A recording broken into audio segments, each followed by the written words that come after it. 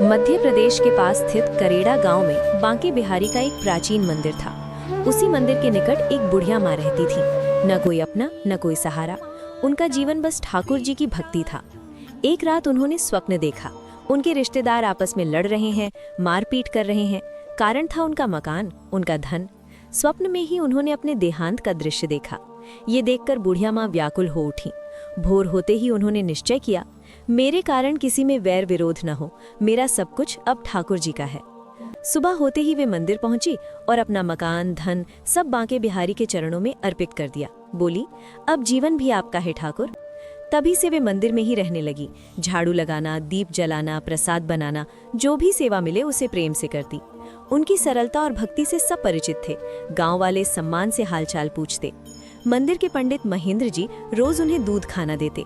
एक दिन उन्होंने देखा बुढ़िया माँ दूध पीते हुए कुछ चबा रही हैं। महेंद्र जी ने पूछा, माँ दूध पीते हुए चबाना? वे मुस्कुराईं। अरे पंडित जी, इसमें इतना मावा डाल देते हो, चबाना तो पड़ेगा। महेंद्र जी चौंक गए, मैं मावा कब डालता हूँ? फिर उन्होंने देखा बुढ़िया माँ की खिचड़ी में घी इतना कि ऊपर से टपक रहा है। माँ बोली, आप ही तो बार बार डाल देते हो, क्या करूँ, खाना तो पड़ेगा। दिन प्रतिदिन उनके चेहरे की लालिमा बढ़ने लगी, शरीर स्वस्थ होने लगा। पंडित जी को चिंता हुई, भंडारे का घी मावा अधिक खर्च क्यों हो रहा है। एक दिन मंदिर में उन्होंने अद्भुत दृश्य देखा। ठाकुर जी के हाथ घी से सने थे, वस्त्रों पर भी घी लगा था। तभी समझ आ गया, खिलाने वाले वे नहीं, स्वयं ठाकुर जी हैं।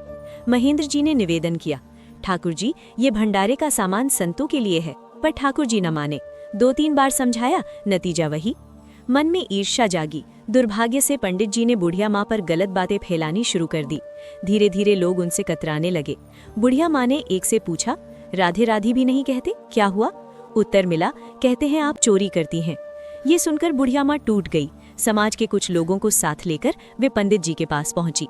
लोगों ने पूछा, माँ ने सब मंदिर के नाम कर दिया, फिर चोरी का आरोप? पंडित जी बोले, चोरी वे नहीं करती, ठाकुर जी खुद उनके लिए निकालते हैं, वे उन्हें अपने हाथों से खिलाते हैं। ये सुनते ही लोग भावुक हो उठे। जिसे भगवान अपने हाथों से खिलाए उसकी सेवा करना हमारा सौभाग्य है। सबने माँ से अपने अपने घर चलने को कहा, पर बुढ़िया माँ बोली, मेरा स्थान तो यही है, बांके बिहारी के चरणों में। वो दरबार में बैठ गईं, रोती रहीं और प्रार्थना की, प्रभु, जब आप मुझे अपने हाथों से खिलाते हैं तो अब किसी और के हाथ का भोजन नहीं, मुझे अपने चरणों में ही स्थान दे दीजिए। रात गहराई, लोग देखते रहे।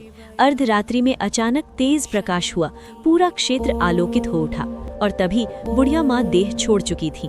भक्तों ने जाना भगवान स्वयं उन्हें अपने साथ ले गए। ये थी त्याग, प्रेम और निष्काम भक्ति की सच्ची कथा। अंत में